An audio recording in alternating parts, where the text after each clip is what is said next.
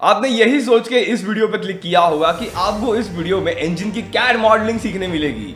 आपको पहले ही बता देता हूं कि इस वीडियो में हम इंजन की कैड मॉडलिंग की बात बिल्कुल नहीं करने वाले, क्योंकि किसी भी इंजन के डिजाइन में कैड मॉडल बनाना सबसे डिफिकल्ट स्टेप नहीं है। इंजन के कैड मॉडल बनाने से पहले एक डिफिकल्ट स्टेप होता है, that is calculating the dimensions. और ये कैलकुलेशंस को ऑटोमोबाइल इंजीनियरिंग के कोर्स में और काफी यूनिवर्सिटीज के मैकेनिकल इंजीनियरिंग के कोर्स में सिखाई जाती है। लेकिन कभी कभी इन कैलकुलेशंस के पीछे का रीजन, मतलब कि कारणों के बारे में कभी बात ही नहीं की जाती और एक रास तो बिल्कुल नहीं बताई जाती। और आज के वीडियो में हम उन्हीं की बात करने वाले हैं, because that's the basis of engine design. सबसे पहला आता है इंजन का सिलेंडर। इंजन में सिलेंडर का काम पिस्टन के मोशन को गाइड करना रहता है एंड साइमल्टेनियसली इंजन कितनी कैपेसिटी का बनेगा, बेसिकली इंजन को कितने सीसी का बनाना है, ये डिसाइड करेगा कि सिलेंडर का बोर, मतलब कि उसका डायमीटर कितना रहेगा और उसकी स्ट्रोक लेंथ कितनी होगी। लेकिन इसके साथ साथ कंबशन के वक्त जो हाई प्रेशर और टेम्परेचर डेवलप होता है, इस सिलेंडर को वो झेलना पड़ता है, क्योंकि कंबशन के वक्त जो हाई प्रेशर जनरेट होता है वो सिलेंडर वॉल्स पे एग्जर्ट होगा।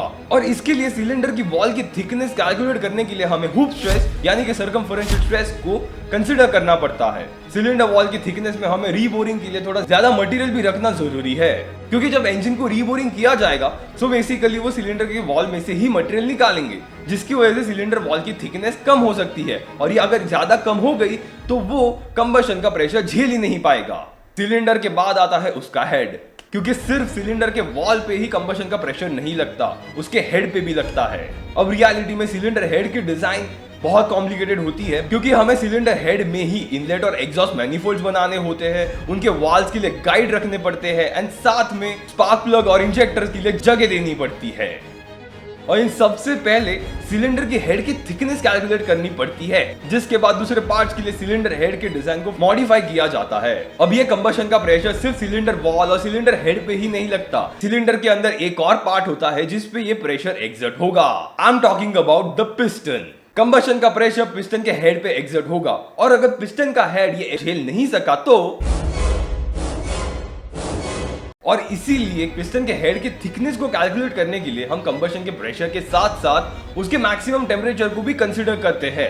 फिर पिस्टन हेड के थिकनेस के बेसिस पे हम पिस्टन की top land, ring section and the skirt, ये सारे सेक्शन के डिमेंशन कैलकुलेट करते हैं। मेजॉरिटी हाई रेविंग इंजन में पिस्टन का डिमेंशन थोड़ा कम होता है, क्योंकि पिस्टन कंटिन्यूअसली सिलेंडर में रेसिप्रोकेट करेगा और उसकी स्पीड वेरी होती रहेगी बेस्ड ऑन ड्राइवर्स इनपुट, जिसकी वजह से इंजन के अंदर काफी सारे अनबैलेंस फोर्सेस जनरेट हो सकते हैं। और इन अनबैलेंस फोर्सेस को कम रखने के लिए पिस्टन को हो सके उतना हल्का बनाया जाता है, साथ में उसका स्ट्रेंथ बढ़ाने के लिए उसे फॉर्जिंग की मदद से बनाया जाता है। लेकिन फिर पिस्टन के ऊपर लगने वाला प्रेशर कनेक्टिंग रॉड पर भी ट्रांसमिट होगा और इसकी वजह से कनेक्टिंग रॉड बेंड हो सकता है। और यही प्रिवेंट करने के लिए मेजॉरिटी इंजन्स में कनेक्टिंग रॉड को आई सेक्शन का बनाया जाता है, जिसके थिकनेस को कैलकुलेट करने के लिए फिर से हमें कंबशन के ही प्रेशर को कंसीडर करना होगा। और उसके बाद ही कनेक्टिंग रॉड के स्मॉल एंड और बिग एंड बेरिंग्स के ही डायमेंशन के कैलकुलेशन किए जाएंगे।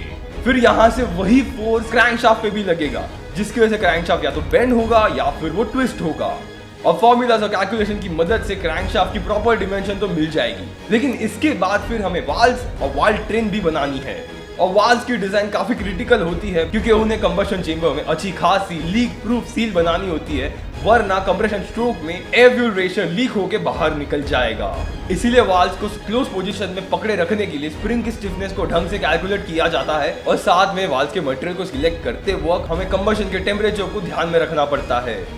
लेकिन सक्शन और एग्जॉस्ट स्ट्रोक में वाल्व को एक सही टाइम पे ओपन और क्लोज करना पड़ेगा, जिसके लिए कैम की डिजाइन करी जाएगी, जो पूरी तरह से अलग मेथड है, क्योंकि उसे ग्राफिकली डिजाइन किया जाता है। अब ये हुआ इंजन का बेसिक डिजाइन, जिसे इंजीनियरिंग के कोर्स में पढ़ाया जाता है और ऑलरेडी इन फॉर्मूलाज को इन बुक्स में लिखा गया है, और इसीलिए मैंने उन फॉर्मूलाज को इस वीडियो में कवर नहीं किया, नहीं तो ये वीडियो बहुत ही बोरिंग बन जाता।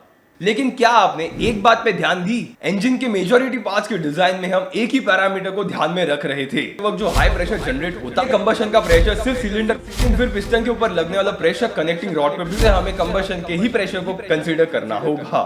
अब ये कंबशन का प्रेशर, जिसे हम मैक्सिमम गैस प्रेशर के नाम से भी कहते हैं, इसकी वैल्यू मिलेगी कहां से? इंजीनियरिंग के एग्जाम के पेपर में चलो ये वैल्यू तो आपके क्वेश्चन में ही दे देंगे, लेकिन जब रियल लाइफ में जीरो से, मतलब कि स्क्रैच से अगर इंजन डिजाइन करना होगा तो कहां से लाओगे ये मैक्सिमम गैस प्रेशर की वैल्यू? डरो मत, मैं बताता हूँ। इस वैल्यू को एक्सपेरिमेंटली निकाला जाता है, मतलब लिटरली इंजन के कंबशन चेंबर में एक प्रेशर सेंसर को लगाया जाता है, और वो कोई ऐसी वैसी जगह में नहीं लगाया जाता, बिकॉज बहुत सारे मूविंग पार्ट्स होते हैं।